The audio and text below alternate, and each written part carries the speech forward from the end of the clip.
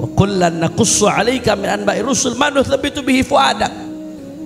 Apakah ada yang dakwanya sehebat Rasulullah? Enggak ada. Apakah ada yang semangatnya sedahsyat Rasulullah? Enggak ada.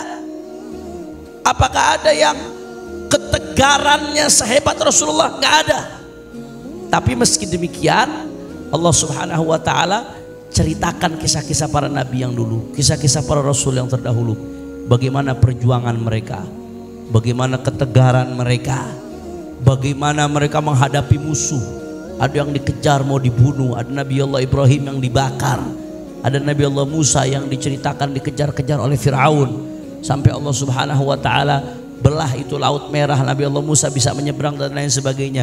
Ada Nabi Allah Isa yang berusaha ingin disalib oleh pengikut-pengikutnya, tapi akhirnya diselamatkan oleh Allah Subhanahu wa taala. Nah, kalau yang kita jadikan patokan dalam dakwah Rasulullah sama sahabatnya, maka nggak ada kata ngeluh.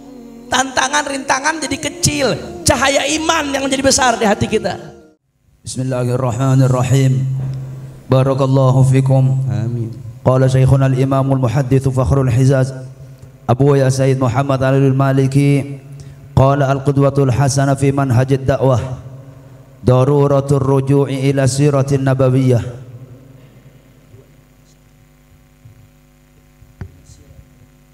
Maknanya bahasa Indonesia. Baca saja. Bila Arabia.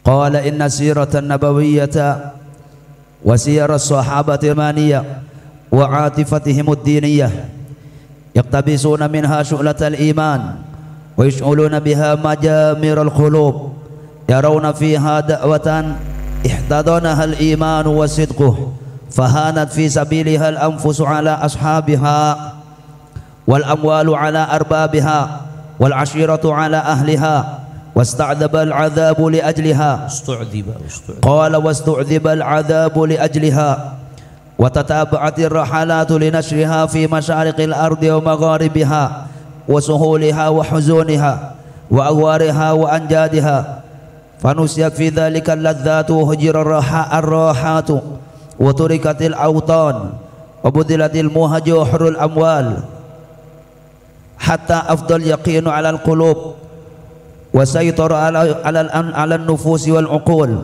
وأقبلت القلوب على الله وهبت ريح الإيمان قوية عاصفة طيبة مباركة وقامت دولة التوحيد والإيمان والعبادة والتقوى وانتشرت الهداية في العالم ودخلت الناس في دين الله أفواجا ومن هنا اشتدت عناية المصلحين والمجددين بهذه السيرة المباركة لتكون قدوة حسنة ومادة لتجديد البعث الجديد في حياة المسلمين وإيقاظ هممهم وإلهاب قلوبهم بجذوة الإيمان والحماسة الدينية وليس لمجرد الوقوف على الوقائع التاريخية أو سرد القصص والأحداث بل لمشاهدة الحقيقة الإسلامية في مجموعها العملي التطبيقي مجسدة كاملة في مثلها الأعلى سيدنا محمد صلى الله عليه وسلم وصحبه الكرام ونستخلص من هذه السيرة العطرة والتاريخ المجيد بالنسبة للدعوة الإسلامية مقدمة هي طليعة الخير وإرشاد وإشارة النور والفلاح لتحية أسباب الدعوة وبناء أسسها وتأصيل أصولها وباب وهو الإخلاص الذي يتمثل في تجردها من الأهواء والأغراض وعمل جاد هو المجاهدة الكاملة المطلقة لتربية النفس. نعم. قال الإعداد للدعوة وتهيئة أسبابها. كفاية.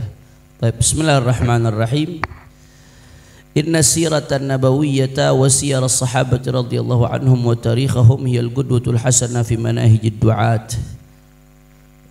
Jadi kalau kita mau bicara apa sih qudwatul hasanah, kita suri tauladan kita di dalam metodologi berdakwah. Kata Abu Yazid Muhammad bin Ali al-Maliki, inna siratan nabawiyah, sesungguhnya sirah nabawiyah, sirahnya Rasulullah sallallahu alaihi wasallam, wa siyar sahabah, dan biografinya para sahabat radhiyallahu anhum, wa tarikhahum, dan sejarah mereka. Itulah hiyal qudwatul hasanatu fi manahijid du'at. Dialah qudwatul hasanatu, suri tauladan yang baik, fi manahijid du'at, di dalam metodologi para da'i, orang-orang yang mengajak kepada Allah Subhanahu wa ta'ala.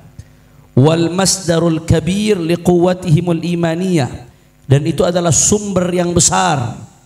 Masdar itu sumber. Liquwwatihimul imaniyah, terhadap kekuatan keimanan mereka.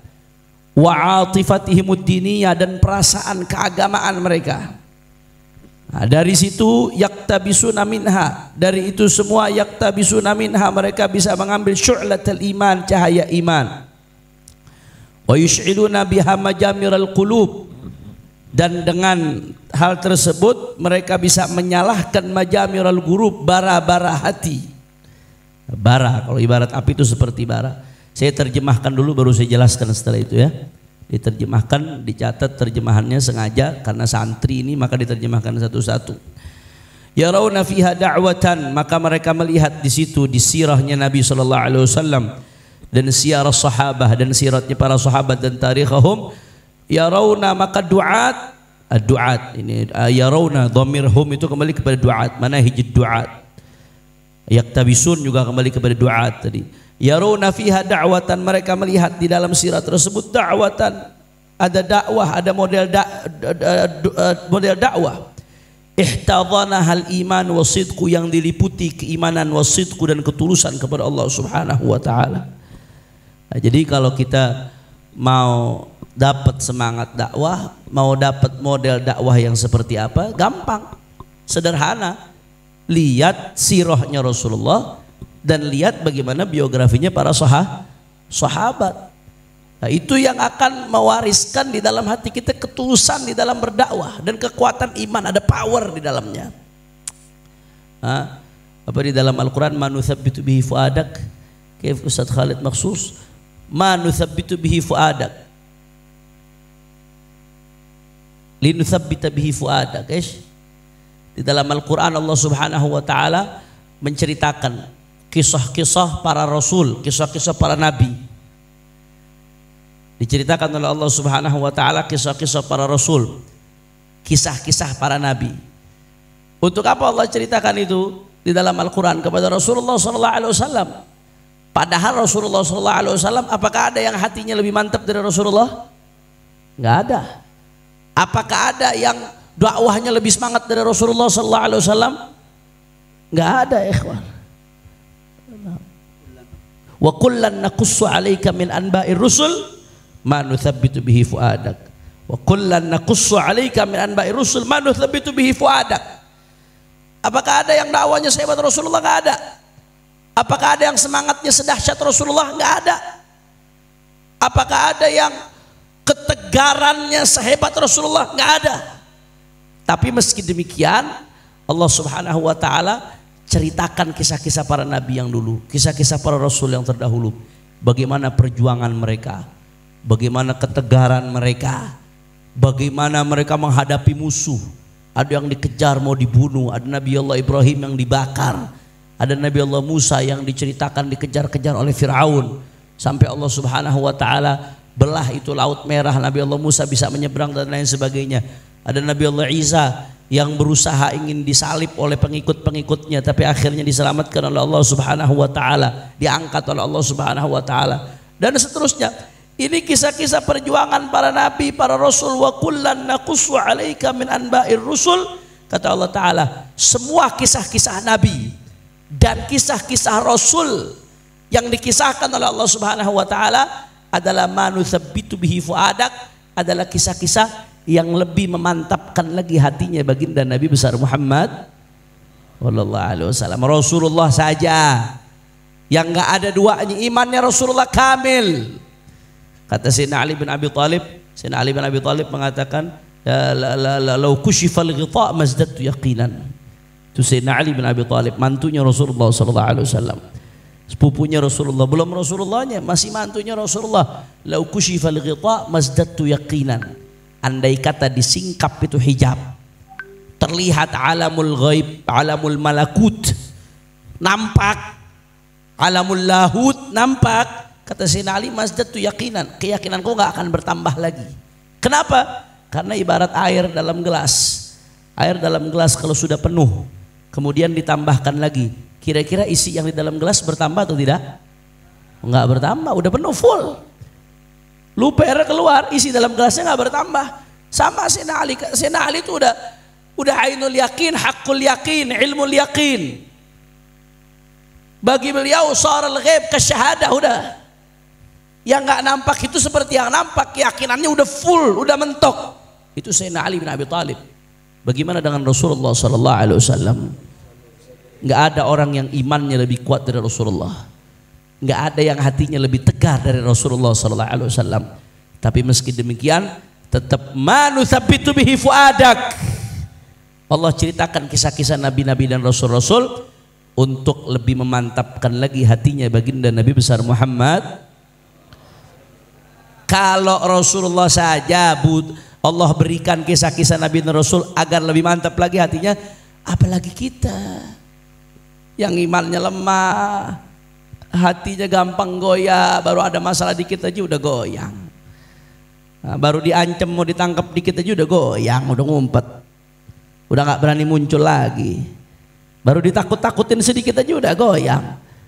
Nah, kalau Rasulullah saja diceritakan sama Allah kisah-kisah para nabi, maka kita nahnu ahwaj asyaddu hajatan, kita lebih butuh lagi, kita lebih harus lagi mendengarkan biografi Rasulullah, sirah Rasulullah, untuk lebih bisa mantapkan hati kita di dalam jalan dakwah mengajak orang kepada Allah Subhanahu wa ta'ala. Jelas atau tidak?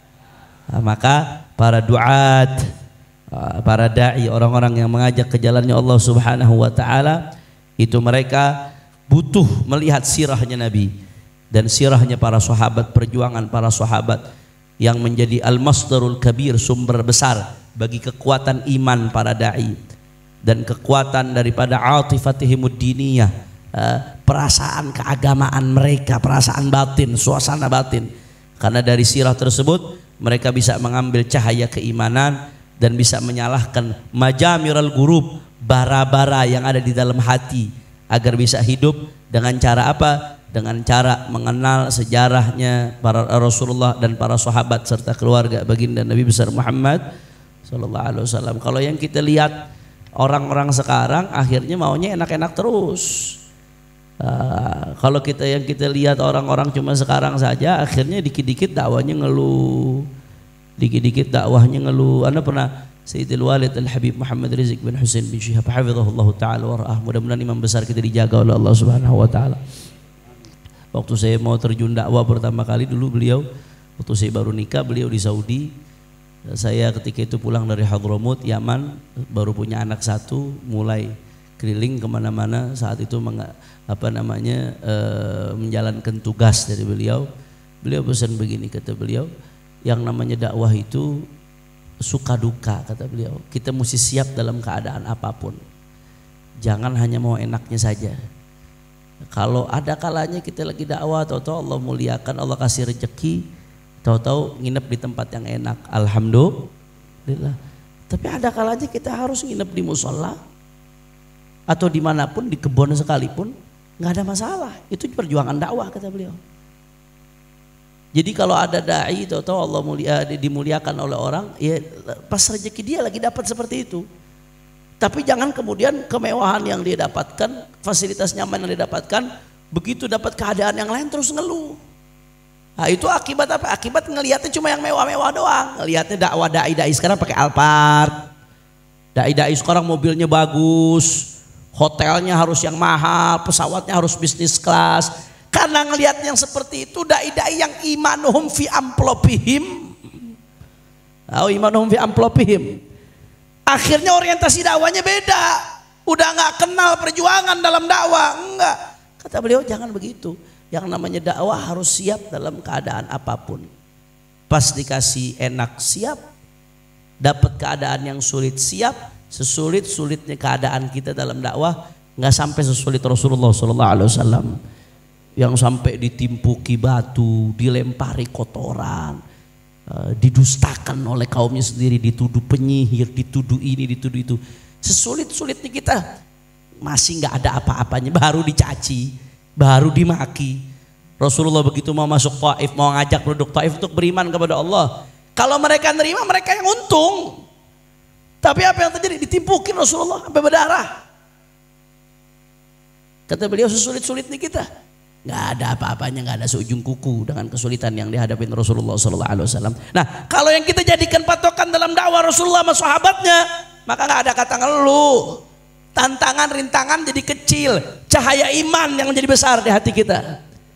Tapi kalau yang dijadikan qudwatul hasanah, yang dijadikan patokan ustadz-ustadz imanhum fi amplopihim, yang maunya fasilitas enak doang, yang maunya cuma ceramah di tempat orang kaya doang, ya susah, ya berat yang seperti itu. Akhirnya orientasi dakwahnya keduniaan. Nanti akan dibahas insya Allah bagaimana ikhlas itu menjadi salah satu kunci keberhasilan dakwah kepada Allah Subhanahu wa ta'ala. Maka ya rauna para duat, ya rauna mereka melihat fiha. Coba saya lihat sebagian santri enggak, ini semua bawa kitab, semuanya pegang kitab, semua pegang kitab, yang pegang pulpen semuanya qayyid suyudaka bil hibalil wathiqah, semuanya menerjemahkan, semuanya diterjemahkan, yang dibaca diterjemahkan, dicatat. Jangan bengong aja. Tetangga saya, ayam tetangga saya ketika bengong besoknya mati. Jangan bengong aja ya, santri dicatat. Kata-kata Syekh Abdul Fattah Abu Ghudda meriwayatkan asri akhal ilmi fi thalath, al-ilm, al-akal, wal-masyi, wal-kitabah. Santri itu mesti cepat dalam 3 hal. Dalam berapa hal? 3 hal. Asri akhal ilmi fi thalath. Santri itu harus cepat dalam 3 hal. Yang pertama al-akal, makannya harus cepat-cepat. Tapi dikunyah, jangan gara-gara Habib Hanif bilang begini tuh ntar siang makan nggak dikunyah, ditelan aja. Besok sakit perut semua urusannya. Asri akhal ilmi fi thalath. Santri itu harus cepat dalam 3 hal. Yang pertama makan, nggak boleh lama-lama. Nah, makanya santri jangan pusing besok mau masak apa. Wah, harus mewah, lauknya harus banyak. Wah, nggak belajar nanti urusannya. Seadanya makan, cepat. Yang kedua al-akal, yang kedua al-masyi, jalan yang cepat. Jangan keliwar. Akhirnya waktunya kebuang. Yang ketiga al-kitabah, dalam urusan nulis. Santri itu harus cepat dalam urusan nulis. Karena kalau dia nggak cepat dalam urusan nulis, nanti banyak faedah-faedah yang ketinggalan dari gurunya. Insya Allah. Jadi santri harus cepat dalam 3 hal apa aja? Yang pertama al-makan, yang kedua jalannya santri harus cepat. Rasulullah tuh kalau jalan cepat. Karena SAW idza masya faka'annama yanhattu min sabab. Rasulullah tuh kalau jalan seakan-akan orang yang jalan dari turunan. Bagaimana sih orang kalau jalan di turunan? Cepat orang kalau jalan dari turunan itu. Rasulullah kalau jalan seperti itu cepat. Maka santri harus ngikutin Rasulullah SAW. Yang ketiga kitabah. Apa kitabah? Nulis cepat supaya nggak ketinggalan catatan dari gurunya. Nah,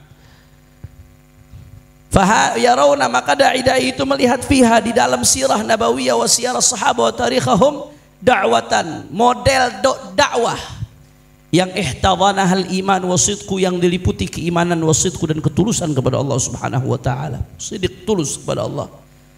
Maka kalau sudah seperti itu, fahanat, maka menjadi ringan fisabiliha, di dalam jalan dakwah tersebut, al-anfusu ala ashabiha, menjadi ringan untuk mengorbankan jiwa bagi para ashabiha, ashabud da'wah. Ashabiha, ashabud da'wah menjadi ringan, mengorbankan jiwa ringan. Berapa banyak sahabat yang wafat di dalam menyebarkan agamanya Allah Subhanahu wa ta'ala. Kalau kita jabarkan satu persatu, panjang sekali sirah mereka ini, saudara. Apalagi khususnya di awal-awal Islam. Bagaimana Ammar, luar biasa, Yasir, nah, dan seterusnya banyak sekali yang mengorbankan jiwanya untuk dakwah. Wal amwal ala arbabiha, maka mengorbankan harta, fahanatil amwalu, mengorbankan harta itu gampang bagi para pemilik harta. Fahanat fi sabilihal anfusu ala ashabil anfus, itu relatif dhamirnya kembali ke anfus. Wal amwalu ala arbabiha, dan menjadi ringan untuk mengorbankan harta bagi mereka pemilik harta. Kalau sudah melihat bagaimana contoh dari para sahabat, Sayyidina Abu Bakar Siddiq dikorbankan semua hartanya, Sayyidina Utsman ibn Affan dikorbankan separuh hartanya, Belum lagi sahabat-sahabat lain. Ketika hijrah, ditinggalkan rumahnya, ditinggalkan hartanya. Kemudian juga para ansor ketika nerima muhajirin dengan mudahnya, dengan entengnya. Yang punya rumah dibagi dua, yang punya harta dibagi dua, berbagi di dalam jalan dakwah kepada Allah Subhanahu wa taala. Kalau itu yang kita lihat, maka akan menjadi mudah bagi kita mengorbankan harta di dalam dakwah. Wal ashiratu ala ahliha, betapa ringannya mengorbankan ashirah, kerabat ala ahliha, bagi keluarganya. Ringan. Dulu para sahabat ketika perempuan-perempuan sahabiah, ketika Rasulullah bersama para sahabat pulang, nanya bagaimana keadaan Rasulullah. Dikabarin, anakmu meninggal, suamimu meninggal, keluargamu meninggal. Enggak, yang ditanya bagaimana keadaan Rasulullah SAW. Dia nggak peduli anaknya meninggal, suaminya meninggal, karena lagi di dalam jalannya dakwah sama Rasulullah SAW. Karena jihadnya Rasulullah itu untuk ngajak orang kepada Allah. Makanya kalau jihad Rasulullah aslim taslam, masuk Islam dulu disuruh, baru habis itu kalau kamu mau jihad. Jihadnya Rasulullah itu ngajak orang ke jalan Allah. Begitu pulang perang Rasulullah bersama para sahabat, itu sahabiah nanya, ya Rasulullah, bagaimana keadaan Rasulullah? Kemana nanya keadaan Rasulullah bagaimana? Dikasih tahu, suamimu meninggal, anakmu meninggal. Dia nggak peduli. Kullu musibatin ba'daka jalal ya Rasulullah. Setiap musibah asal bukan engkau yang wafat ya Rasulullah, semuanya kecil. Nah kalau kita lihat ini nih, Masya Allah, menjadi ringan kalau keluarga kita harus ada yang jadi korban. Mungkin di penjara, mungkin korban waktu, korban tenaga, bahkan mungkin korban nyawa di dalam jalan dakwah kepada Allah Subhanahu. Wastu'dibal adzabu li ajliha, dan azab ustu'liba ay ra'ahu azban. Wastu'dibal adzabu li ajliha, dan azab itu dirasakan nikmat. Wastu'dibal azab dirasakan nikmat li ajliha, karena dakwah. Sayyidina Bilal bin Rabah radhiyallahu taala anhu ardah. Sayyidina Bilal bin Rabah, beliau ketika masuk Islam, saat itu status beliau masih jadi budak, disiksa oleh tuannya. Disiksa, nggak pakai baju, ketika itu dijemur di tempat yang begitu panas, di musim panas. Di atas badannya diletakkan batu besar yang panas.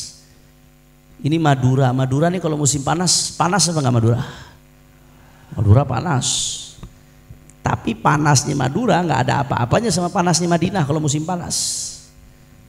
Timur Tengah tuh kalau panas luar biasa. Saya ingat waktu di Tarim, waktu mondok di Tarim, itu kalau lagi musim panas, itu kita kalau naik motor, itu rasanya ditampar sama angin.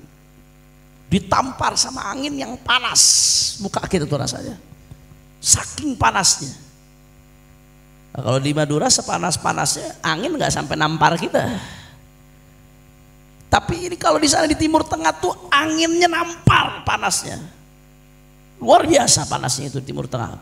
Timur Tengah itu panasnya panas sekali, dinginnya dingin sekali. Kalau dingin sampai ke tulang-tulang. Nah, Sayyidina Bilal bin Rabah radhiyallahu an dijemur tanpa pakaian di siang hari, di musim panas, di tempat yang panas, di atas badannya ditaruh batu. Gara-gara apa? Gara-gara beliau beriman kepada Allah Subhanahu wa taala. Dipaksa untuk kufur, dipaksa untuk murtad. Enggak, jawaban beliau ahad. Jawaban Sayyidina Bilal bin Rabah, Allah, Maha Esa, kamu menyekutukan Allah Subhanahu wa taala. Sampai akhirnya beliau dimerdekakan. Selamatkan oleh Sayyidina Abu Bakar Siddiq radhiyallahu anhu. Nah, ini kejadian dicatat sejarah. Suatu saat ada sahabat nanya kepada Sayyidina Bilal, "Wahai Bilal, kok kamu bisa bertahan dulu itu? Dengan siksaan yang begitu dahsyat luar biasa, kok kamu bisa bertahan? Rahasianya apa wahai Bilal?" Kata Sayyidina Bilal bin Rabah, "Saya merasakan sakit, tapi saya merasakan halawatul iman, nikmatnya iman, lezatnya iman." Maka kata Bilal bin Rabah, "Ijtama'a indi alamul azab wa halawatul iman, faghalabat halawatul iman." Aku merasakan dua, aku merasakan pedihnya disiksa dan aku merasakan lezatnya keimanan, sehingga lezatnya keimanan menutup, mengalahkan pedihnya sakitnya siksaan. Allahumma shalli ala Muhammad. Ustu'dziba li ajlihal adzab.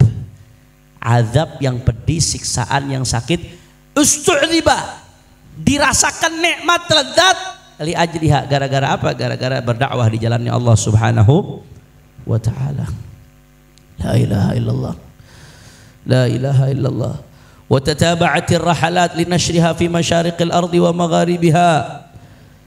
Dan tataba'atir rahalat, ya, terus menerus berkesinambungan ar-rahalat, perjalanan-perjalanan linashriha, untuk menyebarkan dakwah fi masyariqil ardi wa magharibiha, di timur bumi dan bagian barat bumi, wa suhuliha wa huzuniha, di bagian-bagian suhul, suhul ini yang tanahnya empuk, wa huzuniha, dan bagian yang tanahnya keras, huzun bagian yang tanahnya keras daripada bumi, wa agwariha wa anjadiha, agwar ini dataran rendah, jam'ul ghaur, wa anjadiha jam'un najd, dataran tinggi. Demi dakwah para ulama melakukan perjalanan ke dataran rendah, dataran tinggi, ke pelosok, ke kota, ke desa, semuanya dilakukan demi dakwah semuanya. Maka fanusiyat fi dzalikal ladzat, maka dilupakan dalam hal tersebut apa yang dilupakan, al-ladzat, rasa lazat, enak-enakan untuk nikmatnya tidur, kadang-kadang gara-gara dakwah jadi nggak tidur, kurang tidur. Nikmatnya kumpul sama keluarga, terpaksa berpisah sama keluarga berbulan-bulan demi dakwah kepada Allah Subhanahu. Fanusiyat fi dzalikal ladzat, maka dilupakan di dalam jalan dakwah al-ladzat, kelezatan, kenikmatan. Wa hujiratir rahat, dan ditinggalkan ar-rahat, rehat, rasa rehat itu ditinggalkan. Berapa banyak orang yang nggak sempat waktu istirahat, akhirnya sampai sakit, bahkan sampai meninggal dalam jalan dakwah kepada Allah Subhanahu wa taala. Wa turikatil autan, ditinggalkanlah al-autan, tanah air. Banyak orang yang harus meninggalkan negerinya untuk keluar jalan dakwah kepada Allah Subhanahu wa taala. Wa budhilatil muhaj, dan dikorbankan al-muhaju. Al-muhaj ini artinya al-arwah, jamak muhjah, al-arwah, al-muhaj, dan dikorbankan al-muhaju. Ruh-ruh ini dikorbankan. Wa hurrul amwal, dan ay khalisul amwal, hurul amwal ay khalisul amwal, harta-harta yang murni semuanya dikorbankan karena dakwah kepada Allah Subhanahu wa taala. Sampai kapan hasilnya? Hatta afdal yaqinu 'alal qulub, sampai keyakinan masuk ke dalam hati-hati. Wa saytara 'alan nufusi wal 'uqul, dan keyakinan itu menguasai jiwa-jiwa dan menguasai akal.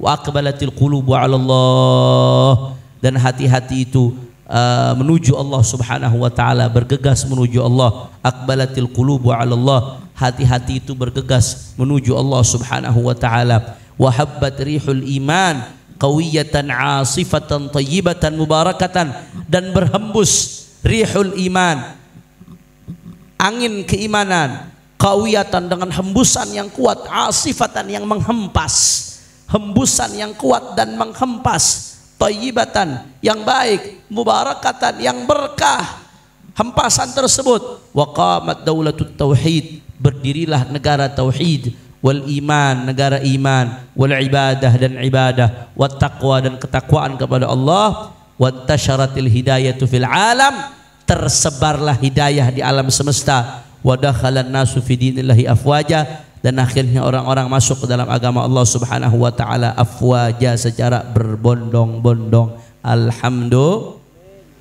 Alhamdulillah, Allahu akbar.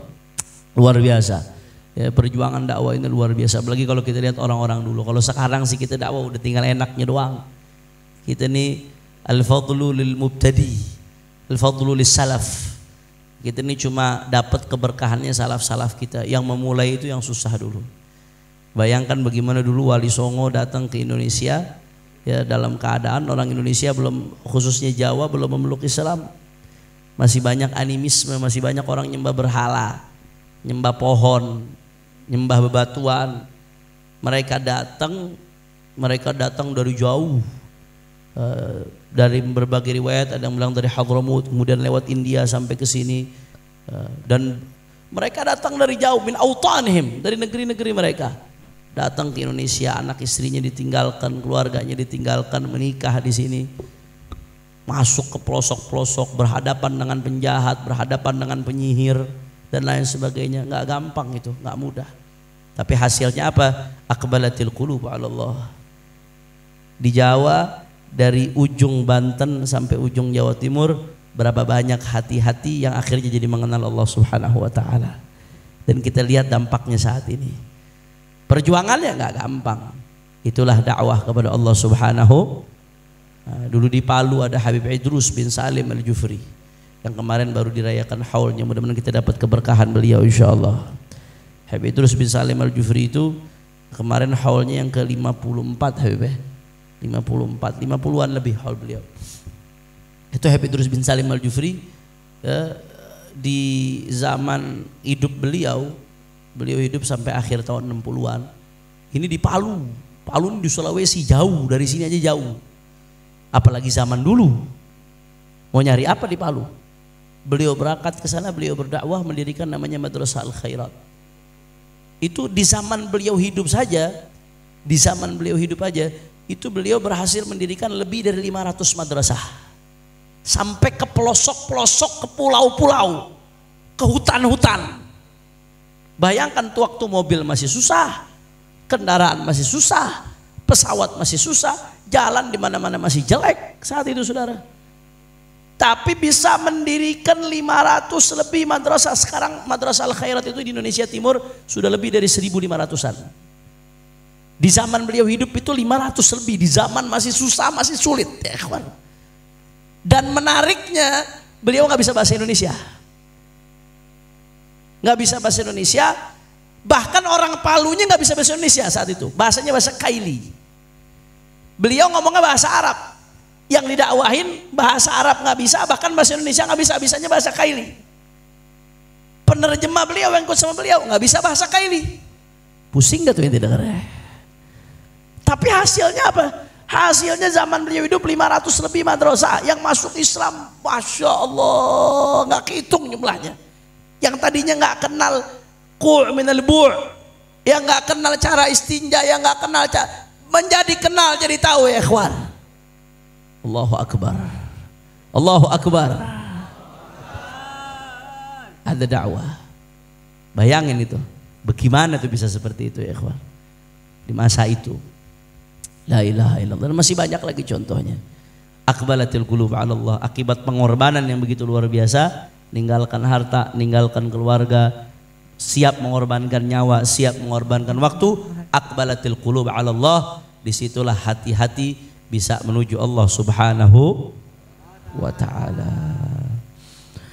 Wa min huna ishtaddat inayatul muslihin wal mujaddidin, dari sinilah ishtaddat inayatul muslihin wal mujaddidin bihadhihi siratil mubarakah. Nah, tadi itu dai-dai itu yang dijadikan panutan adalah sirahnya baginda Nabi besar Muhammad sallallahu alaihi wasallam, dan sirahnya para sahabat, bagaimana perjuangan Rasulullah dan sahabat dakwahnya. Maka min huna, dari sini istaddat inayatul muslihin wal mujaddidin, menjadi kuat, menjadi sungguh-sungguh perhatian inayatul muslihin, orang-orang yang melakukan islah. Ada saleh, ada muslih. Kalau soleh itu orang yang soleh buat dirinya sendiri, dia soleh, dia menjalankan perintah Allah, dia menjauhi larangan Allah, dia taqi, dia soleh, dia zikir, dia ibadah, dia soleh. Tapi kalau musleh, dia bukan hanya soleh untuk dirinya sendiri, tapi dia berusaha membuat orang lain jadi soleh. Itu disebut musleh. Makanya kadang-kadang orang ketika soleh dicintai banyak orang, tapi begitu jadi musleh dimusuhi banyak orang. Kenapa? Karena dia berusaha memperbaiki orang lain, menjadikan orang jadi soleh. Itu musleh. Nah, da'i itu musleh. Da'i adalah musleh. Maka menjadi sungguh-sungguh inayatul muslihin, perhatiannya para muslihin, orang-orang yang melakukan islah, perbaikan. Wal mujaddidin, dan orang-orang yang melakukan pembaharuan di dalam dunia dakwah. Menjadi istaddat inayah dengan apa? Bihadhihi siratil mubarakah, dengan sirah yang diberkahi ini. Itu bihadhihi ta'alluqnya dengan inayah. Istaddat inayah bihadhihi sirah, ya. perhatian mereka dengan sirah ini menjadi sangat-sangat penting. Supaya apa? Litakuna qudwatan hasanah, supaya menjadi suri tauladan yang baik, wa madatan, dan menjadi materi litajdidil ba'tsil jadid fi hayatil muslimin, untuk memperbaharui al-ba'ts, motivasi. Al-ba'ts itu motivasi. Al-ba'tsil jadid, motivasi yang baru, yang fresh fi hayatil muslimin, di dalam kehidupan umat Islam, wa iqadhi himamihim, dan untuk membangkitkan semangat mereka, wa ilhabi qulubihim, dan untuk mengobarkan hati mereka, bijadwatil iman, dengan bara keimanan, wal hamasatid diniyah, dan semangat keagamaan, walaysa limujarradil wuqufi 'ala al-waqa'i' at-tarikhiyah, bukan sekedar untuk membaca waqa'i' at-tarikhiyah, daripada waqa'i' at-tarikhiyah, kejadian-kejadian bersejarah, au sardil qasasi wal ahdath, bukan untuk sekedar menyebutkan cerita-cerita dan kejadian-kejadian, bukan. Kita baca sirah Nabi, baca bagaimana biografinya sahabat, bukan sekedar untuk tahu sejarah, bukan sekedar untuk dengar cerita, bukan sekedar untuk dengar kejadian, tapi untuk apa? Balli musyahadatil haqiqatil islamiyah, akan tetapi untuk menyaksikan hakikat daripada Islam, fi majmu'ihal amali at-tatbiqi, di dalam keseluruhannya, di dalam keseluruhannya, yang di dalam bentuk praktek dan dalam bentuk amal.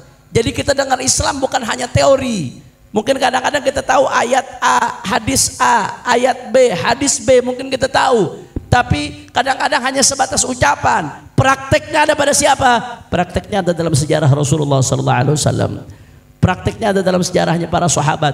Mereka adalah Al-Quran, Al-Quran berjalan. Mereka adalah sunnah berjalan, yang betul-betul menggambarkan bagaimana hakikat syariat dan agamanya baginda Nabi besar Muhammad sallallahu alaihi wasallam. Fi majmu'ihal amali at-tatbiqi mujassadatan kamilatan, dia mujassadatan, yang terbentuk, mujassadatan, yang terbentuk, yang nampak dalam bentuk jasad, yang tergambarkan, kamilatan, secara sempurna, fi mathalihal a'la, di dalam contohnya yang paling tinggi, siapa? Sayyiduna Muhammad sallallahu alaihi wasallam wa sahbihil kiram, dan sahabat-sahabat yang mulia. Itu menjadi panutan terbesar kita di dalam berdakwah kepada Allah Subhanahu wa taala. Maka wa nastakhlisu min hadhihi siratil atirah, maka kita bisa ngambil kesimpulan, na'khudh khulasah, nastakhlisu ay na'khudhul khulasah, kita bisa ngambil kesimpulan min hadhihi siratil atirah, dari sirah yang harum ini, wa tarikh al-majid, dan dari sejarah yang agung ini, bin nisbati lid da'watil islamiyah, daripada untuk dakwah al-islamiyah. Apa yang bisa kita ngambil kesimpulan? Nah, ini isi kitab ini nih, muqaddimatan. Yang pertama muqaddimah. Hiya, muqaddimah tersebut adalah tali'atul khair, permulaan kebaikan, wa isyaratun nur, dan isyarat cahaya, wal falah, dan kemenangan, litahiyati asbabid da'wah, untuk mempersiapkan sebab-sebab dakwah, wa bina'i ususiha, dan untuk membangun pondasi-pondasinya, wa ta'sili usuliha, dan untuk mengokohkan daripada dasar-dasarnya, wa ta'sili usuliha, dan untuk mengokohkan daripada dasar-dasarnya, mengokohkan, merumuskan daripada dasar-dasarnya, ta'sil. Wa baban, dan satu bab, huwal ikhlas, bab tentang ikhlas, alladhi yatamathal fi tajarrudiha minal ahwa, yang mana ikhlas tersebut terbentuk di dalam tajarrudiha minal ahwa, terbebasnya dakwah itu dari ahwa, dari hawa nafsu, wal aghrad, dan tujuan-tujuan. Wa amalan jadan, dan bab berikutnya tentang amalan jadan, ya, upaya yang sungguh-sungguh, wal mujahadatul kamilah, yaitu mujahadatun nafas al kamilah, yang sempurna, al mutlaqah, yang mutlak, litarbiyatin nafsi, untuk mendidik jiwa. Maka nanti kata Abu Yazid Muhammad, dari sirah nabawiyah, dari tarikhnya para sahabat, itu diambil kitab ini. Kitab ini isinya apa? Yang pertama ada muqaddimah. Muqaddimah singkat membahas tentang apa saja sabab-sabab yang harus disiapkan untuk mempersiapkan dakwah kepada Allah Subhanahu wa taala. Itu muqaddimahnya. Kemudian yang kedua isinya bab, intinya pembahasan. Kalau tadi prolog, sekarang intinya pembahasan. Apa saja bab isinya? Yang pertama tentang ikhlas, karena rahasianya ada di situ.